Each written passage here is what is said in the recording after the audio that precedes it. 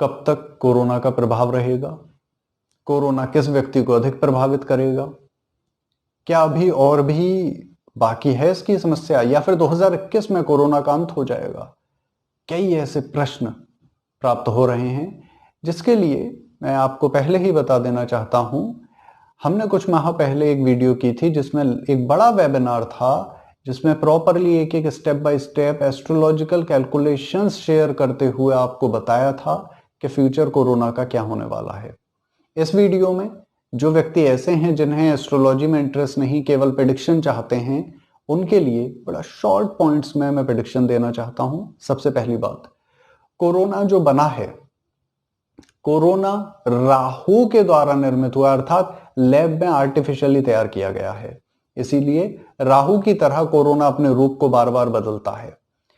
करीब 6000 variants already उसके आ चुके हैं और टोटल 8000 वेरिएंट तक अपने पूरे काल में कोरोना जाएगा।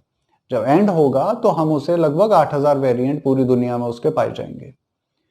कोरोना का अंत कब होगा? दिसंबर 2023 में कोरोना का अंत होगा, जिसके बाद कोरोना इतिहास बन चुका होगा। हमें घबराने परेशान होने की कोई बात नहीं है।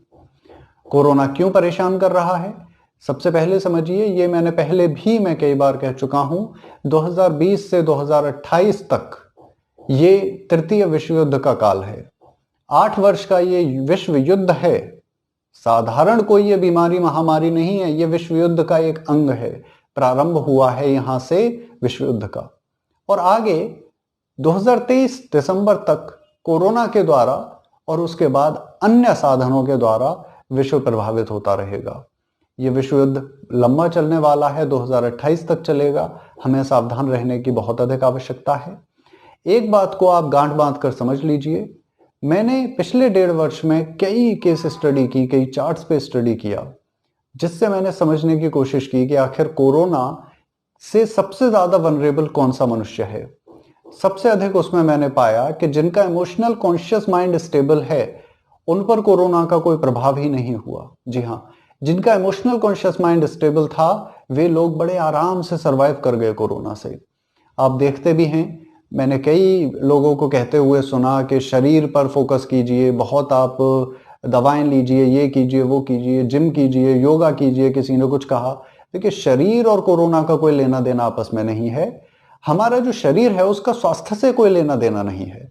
शरीर केवल एक साधन है, ये कवर है, इसकी कोई इंपॉर्टेंस नहीं है। मेरा शरीर कितना मजबूत है आप देख सकते हैं। मैं कोई ऐसा बॉडी बिल्डर नहीं हूं, लेकिन फिर भी मुझे 1.5 वर्ष हो गए, लोगों से मिलता हूं, सभी कार्य करता हूं, मैं तो कोरोना पॉजिटिव नहीं हुआ। उसका कारण है क्योंकि मन पर मैंने कंट्रोल किया हुआ है। जब इमोशनल कॉन्शियस माइंड आपका स्टेबल होता है, एक कमजोर सी स्त्री, दुबली पतली सी एक लड़की, स्त्री भी नहीं एक लड़की है, 15-16 वर्ष की आयु है, दुबली पतली सी है, किसी गांव देहात में आप देखिए, वह प्रसव पीड़ा को सहन कर लेती है। जी हाँ, बच्चे को जन्म देती है, पूरे दर्द को सहन कर लेती है। कहां से इतनी शक्ति उसके अंदर आ गई? शरीर तो बड़ा कमजोर था, न्यूट्रिएंट्स तो उसको मिल ही नहीं रहे थे, भोजन नाम मात्र का ले रही थी, तब कैसे इतनी शक्ति आ गई? ये शक्ति उसके अंदर आती है उसके मन से, इमोशनल कॉन्शियस माइंड से। इसीलिए इमोशनल कॉन्शियस माइंड पे सबसे अधिक फोकस करना है। आप विशेष ध्यान दीजिए अपने इमोशनल कॉन्शियस माइंड पर।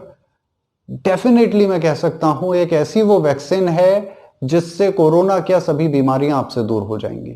कोरोना की वैक्सीन पर डिपेंड हम नहीं हो सकते। उसका कारण है कोरोना की वैक्सीन 2020 वाले जो सबसे पहला वेरिएंट आया था, बल्कि 2019 दिसंबर में जो आया था, उसके आधार पे वैक्सीन बनाई गई हैं सारी, जो कि अब कई वेरिएंट्स बदल चुके हैं। 5000 से अधिक तो ऑलरेडी वेरिएंट्स आ चुके हैं, करीब 5500 से 6000 के आसपास पहुंच चुके हैं वेरिएंट्स टोटल। अब सोचिए, आप उस पहले वेरिएंट पे डिपेंड हैं वैक्सीन लेकर, तो ये कोई समाधान नहीं है। समाधान है वो वैक्सीन जो ईश्वर ने आपको पहले से दी हुई है।